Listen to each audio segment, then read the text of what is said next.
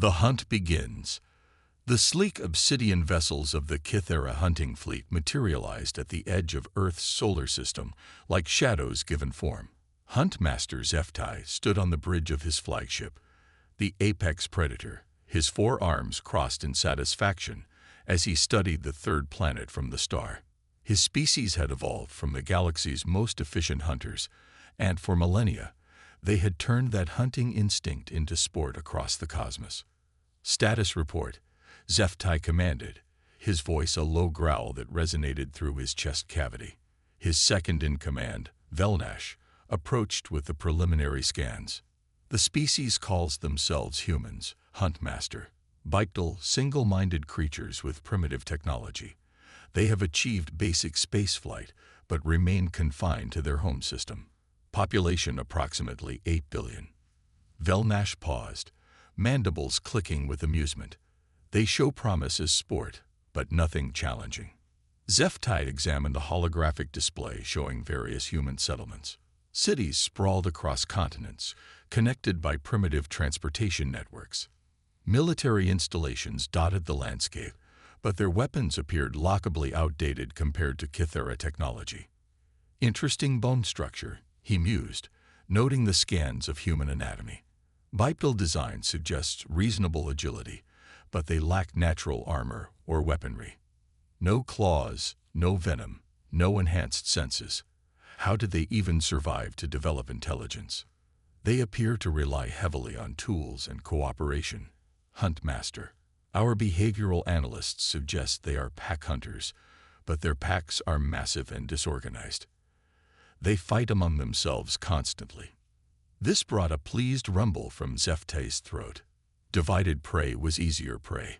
The Kythera had hunted hundreds of species across the galaxy, and the pattern was always the same. Species that had grown complacent in their development, that had forgotten the primal necessity of survival, made for the most entertaining hunts. What is their military assessment? He asked. Fragmented into numerous competing factions they call nations. Nuclear weapons exist, but are primitive and self-destructive. Their most advanced fighters would be considered obsolete training vessels by our standards. Threat level, minimal to non-existent. Perfect. The Kythera hunting traditions demanded that prey species possess enough intelligence to provide sport while remaining sufficiently primitive to ensure the hunt's outcome. Humans appeared to fit the requirements perfectly. Begin Phase 1 deployment, Zeftai ordered. Small teams to remote locations.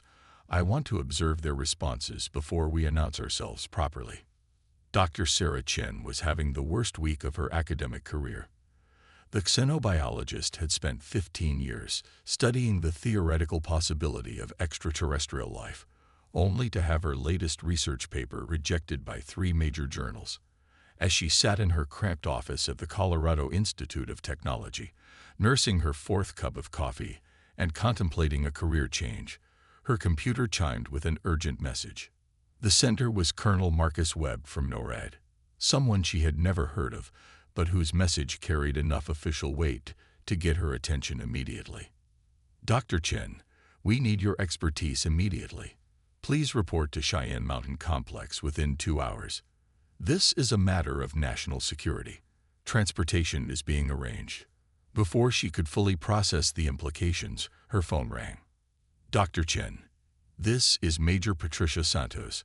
A helicopter is en route to your location. Pack for an extended stay and tell no one where you're going. 3 hours later, Sarah found herself in an underground briefing room that looked like something from a science fiction movie. Military personnel worked alongside scientists she recognized from their published papers, all focused on wall-mounted displays showing satellite imagery and data streams she couldn't immediately identify. Colonel Webb, a tall man with graying temples and the bearing of someone accustomed to being obeyed, approached her with a tablet in hand. Dr. Chen, thank you for coming. I'm going to show you something that will challenge everything you thought you knew about humanity's place in the universe. The tablet displayed high-resolution footage from various locations around the globe. Remote forests in Canada, mountain ranges in Siberia, deep jungle in the Amazon. In each location, the same impossible sight. Structures that clearly weren't human in origin, sleek and organic-looking, as if they had grown rather than been built. These appeared overnight, Webb explained. No aircraft on any radar, no heat signatures, no electromagnetic emissions we can detect. But they're definitely artificial, and definitely not ours. Sarah's hands trembled slightly as she examined the images. The implications were staggering. First contact with an alien civilization was the holy grail of xenobiology, but the circumstances seemed ominous. "Have there been any attempts at communication?" she asked. "That's where it gets disturbing," Webb replied. "We've tried multiple frequency ranges, mathematical sequences, even music. No response. But we've had reports of missing persons near these sites. Hikers, researchers, anyone who gets too close just disappears." Before Sarah could respond, a young man with multiple computer monitors approached them. Despite his casual clothes and barely contained excitement, he carried himself with the confidence of someone whose skills were desperately needed. "Dr. Chen, I'm Alex Rivera, systems analyst. I've been monitoring global communications, and we've detected something extraordinary." He gestured to his screens, which showed complex waveform patterns. "These structures are communicating with each other using quantum entanglement principles. The math is beautiful, but the implications are terrifying." "Explain," Webb ordered. "They're coordinating. Whatever these things are, they're not just randomly placed. They're establishing a network, sharing information instantaneously across global distances. This isn't exploration or research. This is preparation." Sarah felt a chill that had nothing to do with the underground facility's air conditioning. Preparation for what? Alex's expression grew grim. "Based on the communication patterns and the strategic placement of these structures, I believe we're being studied. Someone is gathering intelligence on our capabilities, our weaknesses, our population centers."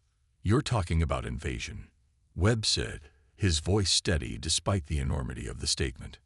"No, sir," Alex replied. "I think it's worse than that. Invasion implies they want our resources or our territory.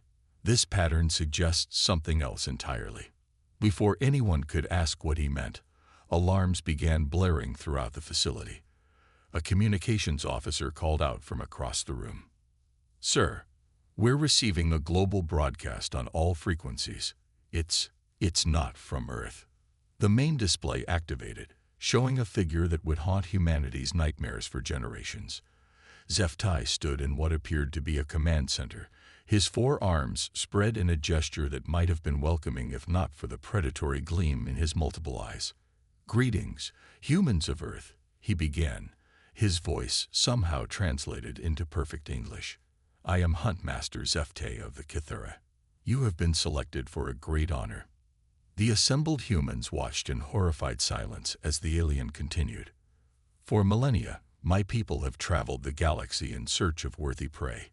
We are hunters by nature, by evolution, by choice. We do not seek to destroy you quickly or claim your world. Such pursuits are beneath us.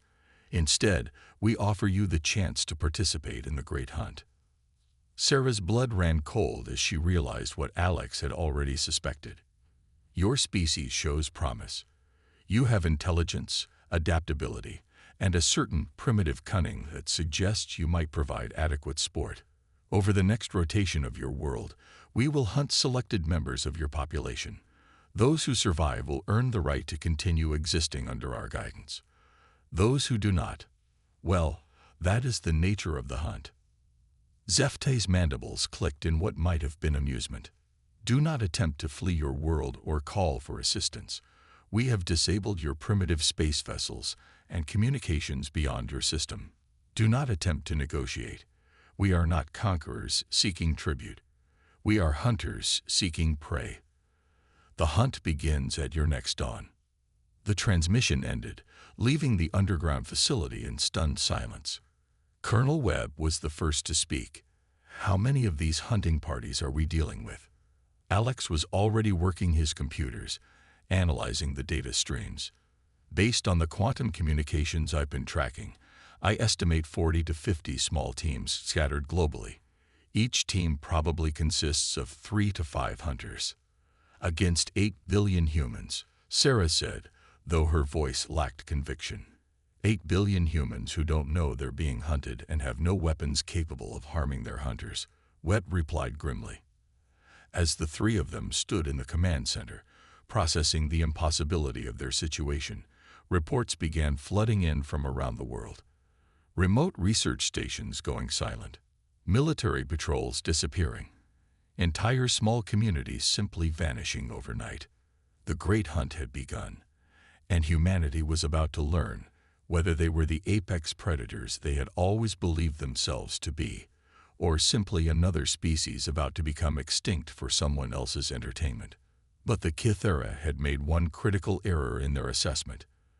They had classified humans as prey based on their lack of natural weapons and armor. They had failed to account for humanity's greatest strength, their absolute refusal to go quietly into extinction. The hunt was indeed beginning, but the Kythera were about to discover that they had chosen the wrong species to play with. The predators become prey. 72 hours after the Huntmaster's declaration, the world had changed in ways the Kythera never anticipated. What they had expected to be a series of isolated hunting expeditions had instead become humanity's greatest collaborative effort since World War II. In the depths of Cheyenne Mountain, Dr. Sarah Chen stood before a table covered with salvaged alien technology. 3 days of desperate scavenging from hunt sites had yielded fragments of Kythera equipment, pieces of their weapons, and most importantly, the body of a hunter who had underestimated a group of Canadian loggers. "The bone density is incredible," she reported to the assembled team of scientists and military personnel. "Their skeletal structure suggests they evolved in high gravity, which explains their strength advantage. But look at this." She pointed to cross-sections of the alien's nervous system displayed on multiple screens. Their reaction time is optimized for tracking single targets over long distances. They're pursuit predators, not ambush hunters. Their sensory organs are designed for detecting heat signatures and electromagnetic emissions across vast ranges, but they have a significant blind spot. Colonel Webb leaned forward. "What kind of blind spot?" "They can't effectively process multiple simultaneous threats. Their brains are hardwired for single-target focus. When they lock onto prey, their peripheral awareness actually decreases. It's an evolutionary adaptation that made them perfect hunters on their homeworld, but it's a critical weakness in complex environments." Alex Rivera looked up from his bank of computers, his eyes red from 3 days of continuous work. "Dr. Chen's discovery matches what I found in their communication protocols. The quantum entanglement network they use for coordination. It's designed for pack hunting, but with rigid hierarchies. Each team has a leader who makes all tactical decisions. The subordinates are essentially organic drones following orders." "You're saying if we eliminate the team leader, the others become less effective?" Webb asked.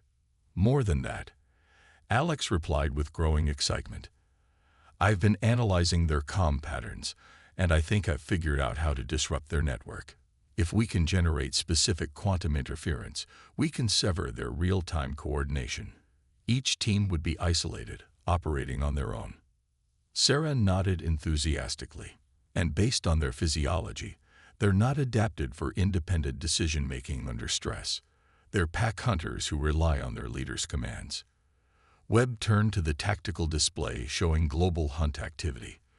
"What about their physical advantages? Strength, speed, armor?" "That's where it gets interesting," Sarah continued. "Their armor is organic, grown rather than manufactured. It's incredibly effective against kinetic impacts and energy weapons, but it has a weakness. The growth process requires specific minerals that are common on their homeworld, but rare on Earth. The armor doesn't self-repair in our environment, meaning each hit we land is permanent damage," Webb concluded. "Exactly. And their weapons, while advanced, are designed for clean kills of specific target species. They're not adaptable. The energy output is fixed. The targeting systems are calibrated for creatures with standard carbon-based nervous systems. Alex suddenly straightened in his chair. Wait. Dr. Chen, you said their sensors are optimized for heat signatures and electromagnetic emissions, right? Yes. Why? Because I think I know how to make us invisible to them. His fingers flew across his keyboard. Look at this. Every successful human survivor from their hunts has one thing in common. They were all in environments with high electromagnetic interference or extreme temperature variations. Webb studied the data. The survivors near the geothermal plant in Iceland, the maintenance crew working on the radio array in Alaska, the researchers in the Antarctic station. All environments that would disrupt their primary hunting senses, Sarah finished. But we can't relocate 8 billion people to Iceland. We don't have to. Alex said with a grin that bordered on manic. We can bring the interference to us. Remember, they've been studying us for 3 days, but we've been studying them too. And there's something they don't understand about humans, which is, we don't just adapt to our environment. We adapt our environment to us. The next phase of humanity's response began at dawn on the 4th day. Across the globe, coordinated teams implemented what became known as the Chen Rivera Protocol. Power plants worldwide began generating massive electromagnetic interference patterns. Radio towers, cell networks, and Wi-Fi systems were repurposed to create a global web of sensor-disrupting signals. In major cities, thermal diversions were deployed. Industrial heating systems, even household appliances, were coordinated to create heat signature chaos that overwhelmed Kythera sensors. What had once been clear hunting grounds became sensory mazes where their technological advantages were neutralized. But the real genius of the human response wasn't technological. It was psychological. Hunt Master Zeftai stood in his command center, reviewing reports that made no sense according to everything the Kythera knew about hunting. His teams were reporting impossible scenarios. Prey that disappeared mid-chase, coordinated ambushes by creatures that should have been scattered and panicked, and most disturbing of all, hunters who simply went silent and never reported back. Status report, he demanded, his forearms rigid with frustration. Velnash approached hesitantly. Huntmaster, we have lost contact with 17 hunting teams. The humans have somehow learned to disrupt our communication network. Impossible. The quantum entanglement protocols are beyond their technological level. Nevertheless, sir, our teams are operating in isolation. And the humans, they have changed their behavior patterns. Zeftai studied the tactical display. Instead of the scattered, panicked prey he expected, the heat signatures showed organized groups moving with purpose and coordination. Even more disturbing, they appeared to be actively hunting his teams. They're using their pack instincts, he realized with growing alarm. But this is beyond normal pack behavior. They're coordinating across vast distances despite our communication disruption. What Zeftai didn't understand was that humanity's greatest strength wasn't technology or physical prowess. It was their ability to share information and adapt faster than any species in the galaxy. While the Kythera relied on rigid hierarchies and established protocols, humans were using everything from amateur radio to message networks to coordinate their response. The turning point came in the forests of northern Canada, where a Kythera hunting team led by Sub-Hunt Master Krextall had been tracking a group of human researchers. The team had been confident in their approach until they realized the humans weren't fleeing. They were leading them into a carefully prepared trap. The electromagnetic interference was so intense that Krextall's sensors registered nothing but static. The thermal camouflage made it impossible to distinguish between humans and the environment. And when the attack came, it came from everywhere at once. Humans armed with improvised weapons struck from multiple directions simultaneously. They had studied the Kythera's single-target focus weakness and exploited it ruthlessly. While Krextall locked onto one attacker, 3 others struck from his blind spots. His armor, already weakened by days in Earth's mineral-poor environment, cracked under coordinated impacts. For the first time in Kythera history, the hunters became the hunted. The psychological impact on the remaining Kythera teams was devastating. They had evolved as apex predators, never having experienced being prey themselves. The concept of being hunted was so alien to their psychology that many teams simply broke down when faced with organized human resistance. Zeftai watched his grand hunt disintegrate into chaos. His supposedly inferior prey had turned his ship's own quantum communication network against him, using it to coordinate planet-wide resistance. They had neutralized his species' sensory advantages and exploited their psychological weaknesses with surgical precision. Huntmaster, Velnash reported, his voice tight with fear. The humans are broadcasting a message to us. The main display activated, showing Colonel Webb standing in what appeared to be a command center filled with both human technology and captured Kythera equipment. Huntmaster Zeftai. Webb began, his voice calm and professional. We need to talk. Behind Webb, Sarah Chen held up a Kythera weapon, while Alex Rivera worked at a console that clearly incorporated alien technology. Your hunt is over, Webb continued. We have your technology, we understand your biology, and we've adapted to your tactics. You came here expecting to find prey. Instead, you found humans. That was your mistake. Zeftai's mandibles clicked in rage, but Webb wasn't finished. We're prepared to offer you a choice. Leave our system now, and we'll allow your remaining hunters to survive. Continue this hunt, and we'll show you what happens when 8 billion humans decide something needs to disappear. The transmission included tactical data that made Zeftai's blood run cold. Humans had somehow reverse-engineered Kythera quantum communication protocols and were using them to coordinate attacks on his teams with impossible precision. They had turned his own technology against him. But the most disturbing revelation was the footage from the Northern Canada incident. He watched his elite sub-huntmaster, a warrior who had successfully hunted 17 different species across the galaxy, taken down by creatures wielding improvised weapons and superior tactics. You have 4 of your rotations to decide, Webb concluded. Choose wisely. As the transmission ended, Zeftai realized the full magnitude of his miscalculation. He had classified humans as prey based on their lack of natural weapons and primitive technology. He had failed to account for their adaptability, their cooperative instincts, and their terrifying ability to turn any disadvantage into a strategic advantage. The Kythera had evolved as perfect hunters, but humans had evolved as perfect survivors. And survival, as they were learning too late, was a far more dangerous evolutionary trait than predation. 3 hours later, the sleek obsidian vessels of the Kythera hunting fleet vanished from Earth's solar system as suddenly as they had arrived. They left behind a changed humanity, one that now knew they were not alone in the universe, and more importantly, that they were not victims.